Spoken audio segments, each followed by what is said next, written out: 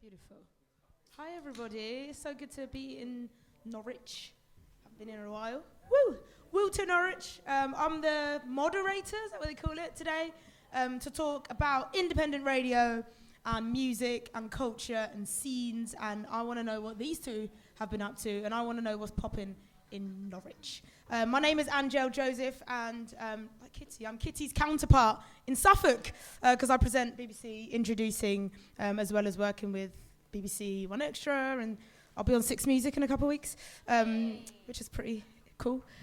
So yeah, I love radio, and I love people that love radio. So I feel like I should face you a bit more. I've got hairy legs. I'll scoot along. So it's good to be speaking to you two. So today we're going to talk a little bit about independent radio. It's a platform that kind of helps everybody. It doesn't matter what scene or what music genre you are. If you're making music, you can find someone that likes your stuff. From alternative to global, it's everything and in between. And both of these two are presenters and DJs. I've been watching you doing cool stuff. And I want to talk about as well the popularity in UK jazz, because it's absolutely popping off, and it's been a great year and it's going to excel. So I'm excited to see what trends you might predict for next year, because I think that's really cool.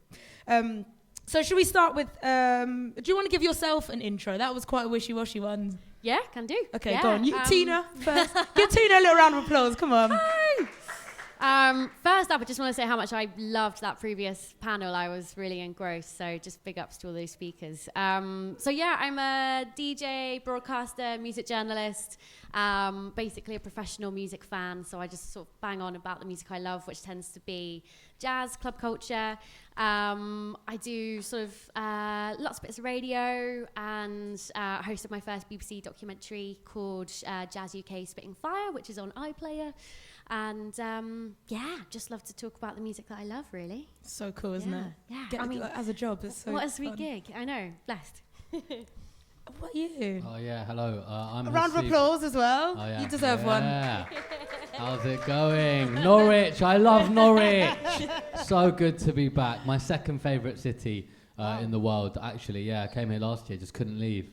So it's going to be a similar kind of weekend, this one. Who's beaten Norwich? Who's number one? Who's what? Your first favourite city. Oh, London, yeah, London, then Nice. Norwich, and then a couple others. But yeah, Norwich for me is right up there. But yeah, had a great time last year, and so yeah, I'm Haseeb Iqbal. I kind of do a bit of radio and some writing and DJing, and yeah, been doing the Wednesday mornings on Worldwide FM for the last year, and yeah, kind of been broadcasting for the last few years. DJ out and about. Going to be playing tonight, 1 a.m. Gonzo's Tea Room. It's going to be fun after Tina, actually. And then, yeah, I've got a Studio Crumb, which is where I'm working on a few writing projects at the moment with my friend Nick, who does a lot of illustrations and graphics, which is great. And I throw my club nights in Deptford. So, yeah, I did a bit of writing, put out a short book on this kind of topic about the relationship between space and community via the lens of the UK jazz scene. On Rough Trade Books a couple of years ago. So yeah, working on a few more writing projects, and yeah, very happy to be here in Norwich. Yes, I love talking to busy people, because I'm like, we managed to nail you down for a day out of your area and to get to talk. So this is amazing. Can we start by talking about kind of radio and what it means for you to be part of independent radio and the kind of opportunities that you've got from being involved in it? We'll start with you, Tina. Yeah, I think for me, community radio is kind of where I had the opportunity to launch my career in the way that it looks now. So, I sort of got into the jazz scene, or just jazz full stop, in my early 20s. Before that, I was a proud raging emo with a mullet and a nose ring, like found in mosh pits. And then suddenly a night at a gig that a friend took me to just had me captivated and changed everything. And that was in 2012, just before we started to get these ripples that we're still feeling the shockwaves from right now. So me going to community radio was me trying to find a vessel for me to bang on about this thing called UK jazz that I was just starting to sort of get into. And with that, it's really afforded me the opportunity to have touch time with CDJs, with turntables. I didn't start DJing till I was 29, I think. and I'm 33 now. So I entered, quite a little bit later than a lot of my peers. And it's through, Worldwide FM, community radio, that I just had these opportunities to explore new ways of expressing myself. So it's a great place to kind of just share your knowledge, to talk to people who you want to talk to, but you're not strapped down by having to get someone high profile or having to worry about their social media numbers. It doesn't matter if they've got 100 followers. If you believe in their music, you can get them on and no one's stopping you. So I think community radio is amazing for that. And those are the opportunities it's afforded me. Yeah, for sure. I started in community radio as well. And again, it was just like, I just want to play what I want and bang on about it until someone listens and notices. But then you don't do it for that, and then it happens, which is really cool. Haseeb, what about you? How has it shaped you in the career that you've got now? Yeah, I love radio. I started, I guess, like a few years ago when I began, just before I began university. I wanted to get a radio show. I covered a few shows and did a few little kind of one-off shows on a few independent stations around London. But nobody would give me a show because I didn't really have much to show for the show.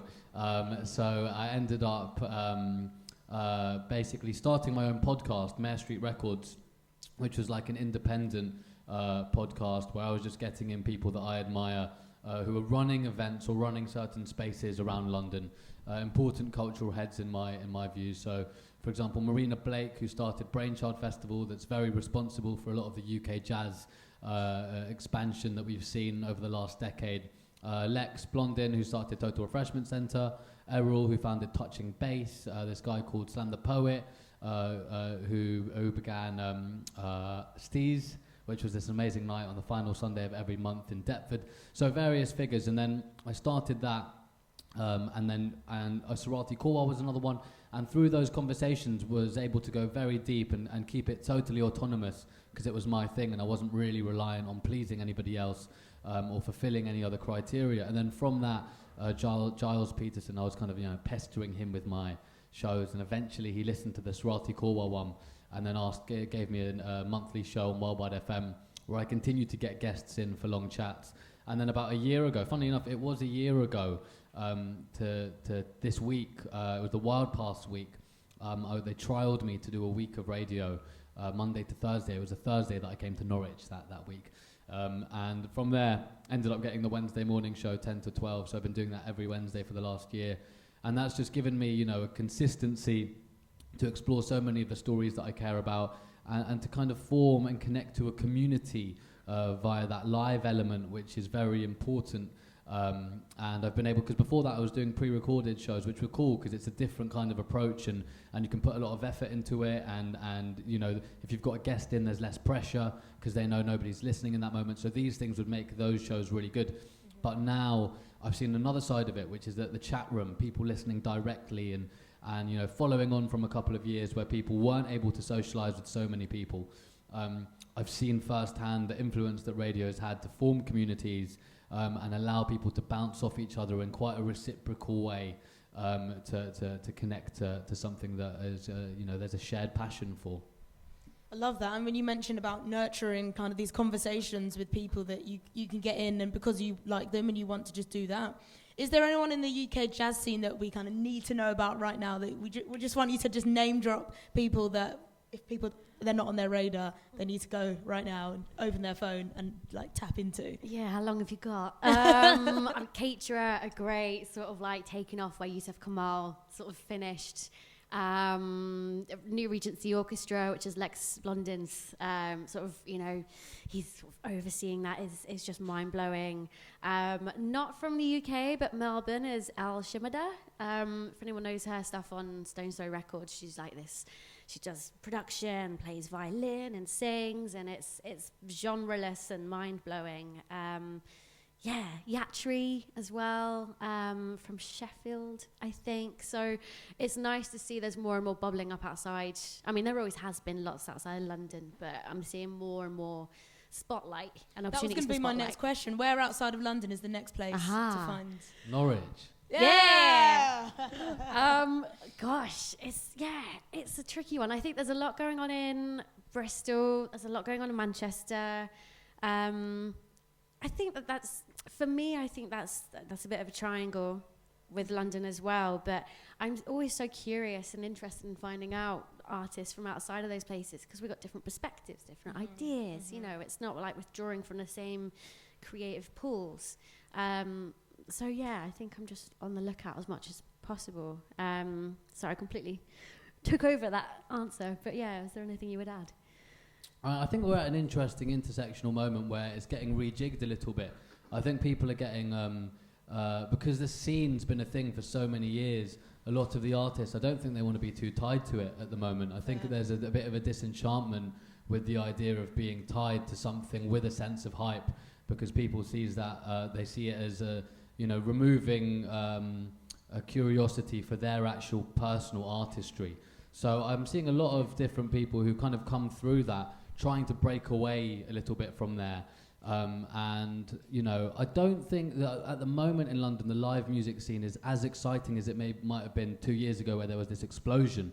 But I think it's an exciting moment of, people having certain influences filter into them. And I think, maybe I just need to start going out again more to see stuff, because I was going out loads. But then again, I think we are at a time where in the next couple of years, I think new sounds and new energies are going to form, and we're going to start seeing a new sound take off. But yeah, I think that whole London jazz thing is sending people into different directions, which is a positive thing. And it's going to be interesting to see where it continues to go. But yeah, and then at the moment, I think the club thing as well. I mean, We Out Here Festival was such a great example every year of where the club scene and the live music culture currently is all across the UK, and how they chime with each other so seamlessly. And it's also a great opportunity at the end of summer, after so much inspiration, for musicians to see DJs and vice versa, at a time where people are searching for that inspiration before the autumn months. So I feel like we're at a moment where a lot of people are inside, producing away. I know a lot of my friends who are in the midst of making albums and creating stuff with the inspiration that they felt. And I think next year is going to be a very exciting time to see sounds that we've not quite heard before, that are going to be individualized and quite different, I hope. Did you have a We Out Here highlight that you want to share with us? Oh, I had so many highlights. I reckon my set at Braunswood on the Friday was a real highlight. It went off. It honestly went off. Might have been my best ever DJ set. That was good. There was so much, touching bass in the forest on the Saturday night. I was dancing there at the front for like about 2.5, 3 hours. That was incredible. What they do with kind of fusing broken beat and jazzy elements into kind of houseier stuff, but in a way that isn't too just like thumping the whole way through. There's they're taking you on a journey, and you want to know what's coming next. So Alex Rita and Errol Anderson, that was particularly great. Of course, the Pharoah Sanders moment was really amazing. That was very emotional. His final ever performance before he passed away. But that was a spiritual moment, a moment to really appreciate an artist who, and that was the beautiful thing about We Out Here as well, is like, you always go and there will be one legend that does play. In the first year it was Gary Bartz, this year it was Pharoah Sanders, and it allows everybody who's doing what they do to almost be humbled in this moment, and it shows all of us, like, what it means to be an 80-year-old creative, an artist, more importantly, who stayed sincere to their sound. Because in order to be creating and still producing records at that age, you've got to have stayed sincere. You could have never been consumed by the hype. And of course, he was the key figure when it came to spiritual music. And for me, spiritual music is sincere music, where the musician is tuning into something greater than themselves. So I think that inspired a lot of people and showed them the true potential of what it means to be an artist as a human. Yeah, and to have longevity as well, and really ride it out. You spoke a little bit about trends and people maybe changing and not wanting to be part of a scene because it's growing and the way the live element is kind of changing. Being part of a lot of artists' beginning days and really supporting them from the beginning, has there been anything that you followed right until they've got to this moment and you've really watched it and you're kind of proud of being part of that beginning moment for them? Ooh, that's a nice question. I don't know, it's a hard question to answer without being like I did this. Yeah, Do exactly. it. Yeah, Do it. I think I'm proud of booking Nabaya Garcia for her first ever solo gig. Oh my god. Because that night it was at this little place called Crazy Cox, which is quite a formal little venue, but we just had a chance. And I say I used to run this like multimedia blog called Easy H, and we put on this like series of events in 2016, and put on Coco Rocco and Nabaya Garcia and Ashley Henry and lots of people who then sort of just proceeded to sort of blow up. And I think, it's having the chance to curate stuff, taking Goga Penguin and Sarathi Korwa to South by Southwest, and a little bit after that, seeing Goga Penguin get signed to Blue Note, like this 3-piece from Manchester, suddenly having people over America knowing their music, like that's a real cool privilege to be able to have someone ask you, what music do you like? And then be able to like take them along and say this, watch this, and then watch people understand why I love them, so much, because they love them too. So I think it's really fun and exciting watching an artist kind of explode, and Emma Jean Thackeray as well, sort of booking her at a little venue in Peckham called Ghost Notes, which is probably like 200 cap, and now she's like touring Japan and Australia, and it's just like you feel like a bit of a, not a proud mum, but you're just like really excited to be like, oh my god, we've seen them grow. I think it's having the opportunities to create the artists that I love, and watching them blossom has been a great thing. But I mean, they would have been getting booked without me, that's no doubt at all. But it's they wouldn't have. They wouldn't have. But you single-handedly did that. The hype was there. But it's really great to a proud moment for me to be a part of. But it's an important role to play within the scene, to have those people that are there at the beginning for those people's journey, because a lot of time, people want to see artists when they're bigger or in a bigger venue or at a bigger space. They're on a certain Spotify playlist, but we really need those cultural icons like yourself to spot these artists first, to ensure that there's this organic growth outside of the hype. Do you know what I mean? Yeah, definitely. And I think what comes down to what we do, as kind of professional music fans is sort of being able to champion a spotlight who we love, whether it's on a playlist or on radio, even in a DJ set, because someone may come up and say, wow, who the hell is this? It's having the opportunity to spotlight and push them forward in as many different avenues and platforms as possible. Yeah, I think it's a really special thing. It's really cool. And for you, Haseeb, has there been any moments where that kind of crossover of radio, playing someone really early to booking them later on and seeing them grow, because your own personal journey of just loving them? Yeah, for me it was just like being a kid out and about in London when I was like pretty young, 16, 17, going to a lot of these gigs, and this is when everyone was tiny, so there was no hype about it. Like, none of my friends wanted to come down, because I'm from North London, and nobody wanted to go to South London for reasons I still don't quite understand. But so often I'd go on my own, or I'd find one person who'd be willing to go, and I guess I don't know, I felt a kind of a calling or an energy from some of these sounds when I started to go. And I was just at that age where I just felt completely spontaneous, of an energy that's so important to retain. And I feel like I've retained it quite a bit, the older I've gotten. But when I was like 15, I came across a band which at that time was my favourite band in the world, called Hester. They only ever put out one EP together, but they were this amazing, London jazz kind of affiliated, but rocky sound, and then also soulful and just so beautiful. And it was in that was Ella Rimmer, who's now in Womb. She's one quarter of the kind of choral group of 4 girls who sing beautifully. And then Rico, who went on to join Triforce, which was Mansour's band. And then Arthur Bentley, who was the guitarist, this guy called Luke, and this drummer called Ellis, both of whom play in Puma Blues Band.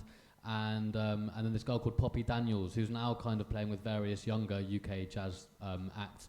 But they were amazing. Their sound was completely interesting. I remember going after school to go and see... I got in big trouble, actually, because my sister took me to the theatre, and then I was like to her afterwards, it was a Thursday evening, do you want to come to Brixton to see this gig with me? And I was in my school uniform. She was like, no way, you're going home. And I'm checking with mummy. And then, and obviously I took the tube in the right direction. She got off, took it back, went down to Brixton. And it was Sumo Chief. They had this kind of jam called the Space Rhyme Continuum. and it was Oscar Jerome on guitar, Joe Armand Jones on keys. It was a free entry monthly thing, and there was like Loyal Kana was there, Kiko Bun. It was just like a cypher session, and it was just when they were all totally young and small and just experimenting, playing with each other.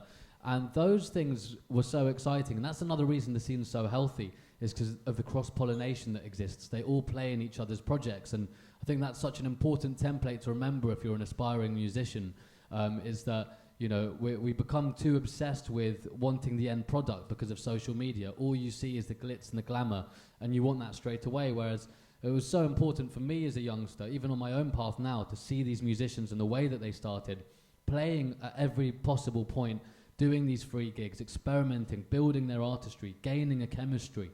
And that just meant that when you'd go to a Steve's night, when you'd go to a Brainchild, and like you said, these organic spaces that allowed the growth, they're so important because they were being booked by these people who were allowing them to take risks, whereas certain bigger venues wouldn't book them because they weren't a finished product. And I think if we want to continue to cultivate and nurture culture in a really healthy way, you know, we must lay down those values very visibly. It's important that people know that, and that artists feel comfortable enough to experiment in venues. So that was what was so beautiful about that, you know, seeing these artists who are now so much bigger. The reason that certain people like Shabaka, like Mansour, you know, like Nabaya, like Emma Jean Thackeray are gonna be okay and continue doing it for a long time is because they started off in spaces where they were forced to improvise and build their artistry. They didn't get it straight away. When it comes too quickly and you get, you know, too big and too many followers and you're still too young, the chances are you're going to get replaced soon because you're not used to the dedication and the hours. Yeah, and also the collaboration. I think in any genre, it's so important to build with your peers and kind of grow together and grow in the community, which is music, art, all the creativity. I think that's, really important.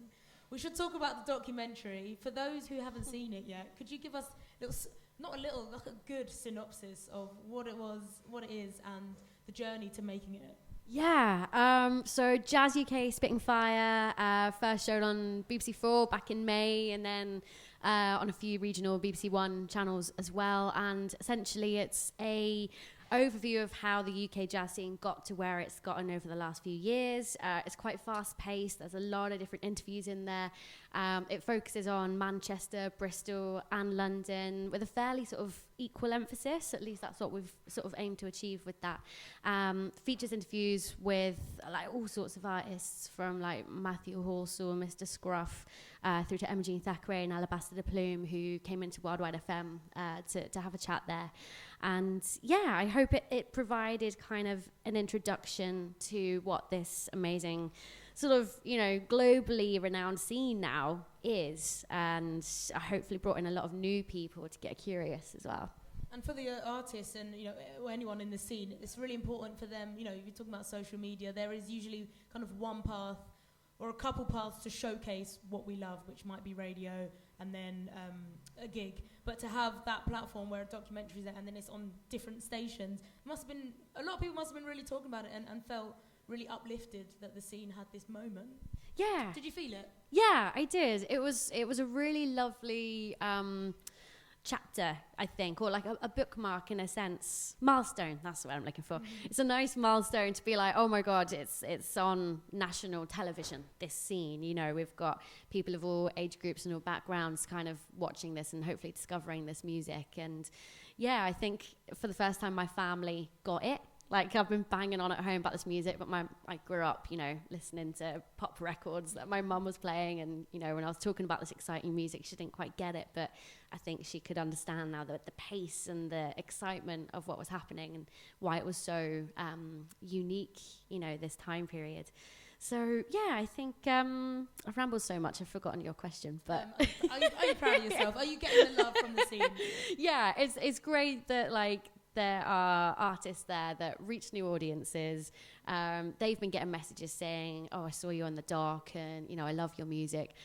Someone put together this Spotify playlist of artists that featured on the show, and I think that's got quite a lot of followers on there. So it's really nice that it's kind of just, springboarded artists to a few extra people, to some newcomers. Yeah. Love that. And in terms of the ripple effect of having a moment in the scene that needs a bit of extra love from the outside, what do you think is the next step to growing the UK jazz scene and making more noise for more people to know about it?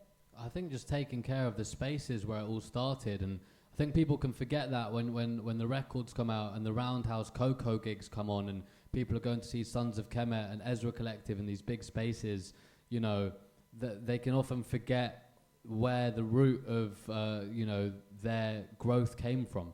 And it didn't come from those spaces. Those spaces didn't care about them for years. You know, they'll put them on now because it will be a great gig and they'll sell it out.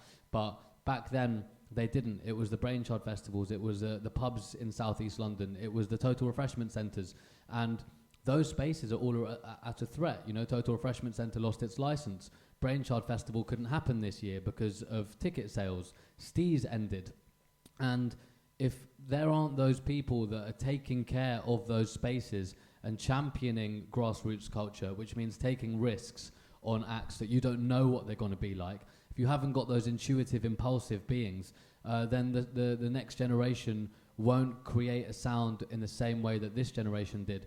And I feel, you know, it's very important. That's what I wrote about. That's what I enjoy speaking about, because I was there to see those spaces in the flesh when they were doing their thing, when it was a very unassuming period. So I know what it takes and I know what it means to the artists, you know. Even we're talking about the Yusuf Daisies, like the King Cruels, they all came through this space as well. Like even Tom Misch, the bigger names who are slightly more detached. You know, Tom Misch played at Brainchild Festival, would go to Steez. Same with Loyal Kana, same with King Cruel. He played at so many Steezes, played at the first ever Brainchild Festival. It's not just confined to jazz. And that's the thing about this jazz scene, is it's not really jazz as well. It's so many different sounds expressed through live music. So I think, the spaces are really important. Radio has been so important as a filter for understanding what the club climate currently is and how people are feeling about live music. And it's a place where, you know, like a festival, where live musicians can see what DJs are feeling and DJs can understand what the live musicians are saying. And it's a way of supporting each other and playing new music and contextualizing culture and speaking about the stories of the past. And that's what informs us, that's what excites us. And you know, I really do feel a calling to continue doing that. But yeah, I think it always comes back down to the spaces. That's why Wild Past Festival is so great, because scribbles, because it's embedded, you know, within the fabric of a city. And this is what you don't get with a campus festival. If there's a festival that's in a field and you all go there, you're operating in an autonomous or you know, economy, and it's not filtering out into the local population. You know, the thing about Wild Past Festival or Worldwide Festival in Set is you're forced to integrate with the local community. You're forced to go into the cafes, speak to the people that are kind of living here and a part of the furniture of the city. So when you do that, suddenly there's a connection that's a little bit deeper. And what you see in Norwich is that what I love about this festival is that so many spaces have been repurposed to facilitate music, whether it's the St. Lawrence Church or the Shoe Factory or whatever.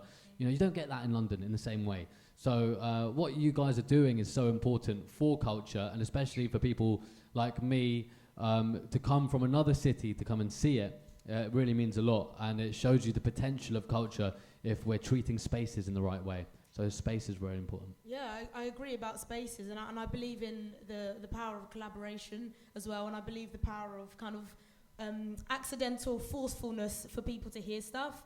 I introduced Nubaya Garcia at Latitude on the BBC Introducing Stage last year, and it was a surprise set.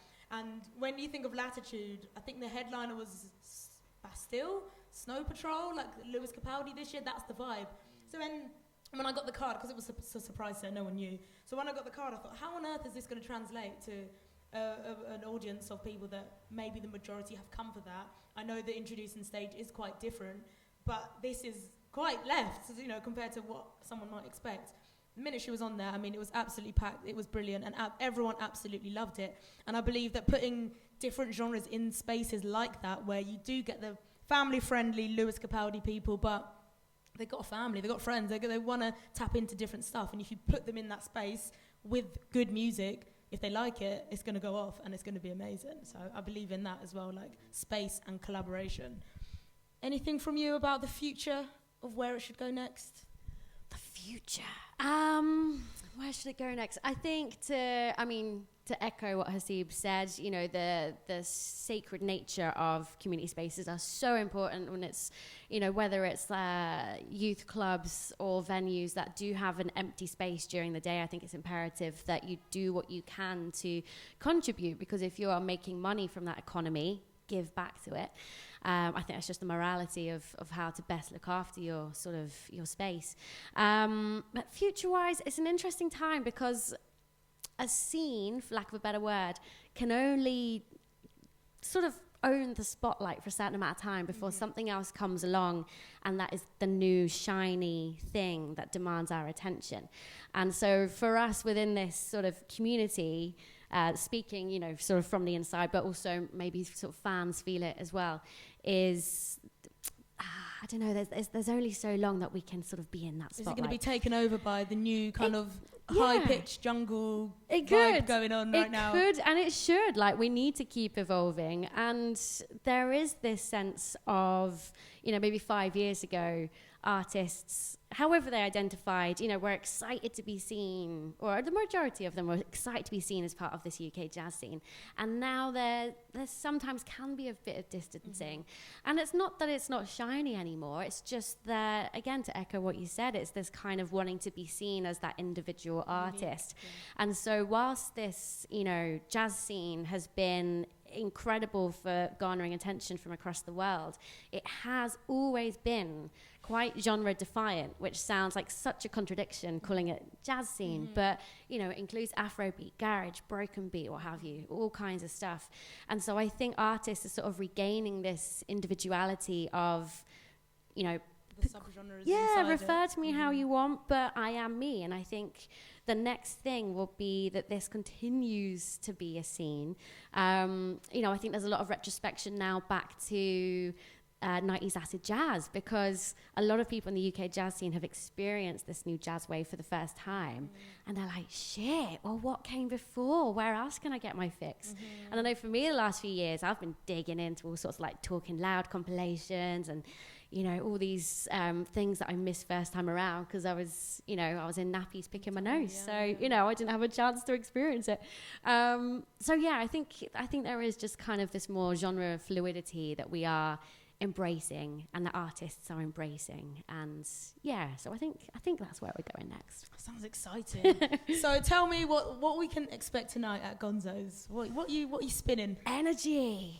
So I'm gonna be on from 11. I love playing out quite percussive, huge breakdowns at the moment. Again, kind of going from what I said about, you know, some acid jazz stuff. I'm really loving digging into some older sort of things that I found that have maybe dropped under the radar that I think UK jazz fans would love if they got to hear it for the first time. So you might hear things you've never heard before. If that doesn't sound pompous, I just like to dig out the stuff that I'm like, oh, I've never heard this, you know, on a dance floor. I want to put it out there. So yeah, jazzish, percussive. Yeah, it'll be fun. Exciting. What about you, Haseeb? Well, they didn't have turntables, and I usually play vinyl, so I'm a bit nervous actually. That scribbles, mate. So yeah, I've got kind of my USB, which I'm not used to playing off, so I'm still kind of like downloading like tracks and stuff. But it should be cool. Whenever I do a USB set, it forces me to look into like whatever I've got there. Yeah. So I have no idea what I'm going to play. It's good, but it depends on how I'm feeling, I guess. Be spontaneous. Yeah, that's how I like to roll as well. Yeah, it's going to be a vibe though, that's for sure. You know, you'll be shaking a leg, you know, even if you don't want to. You will be people of Norwich. Sounds like the right thing to do on a Thursday night. Well, thank you so much for joining us today. Thank you. Thank you, and thank you as well. Thank you. Yeah, man.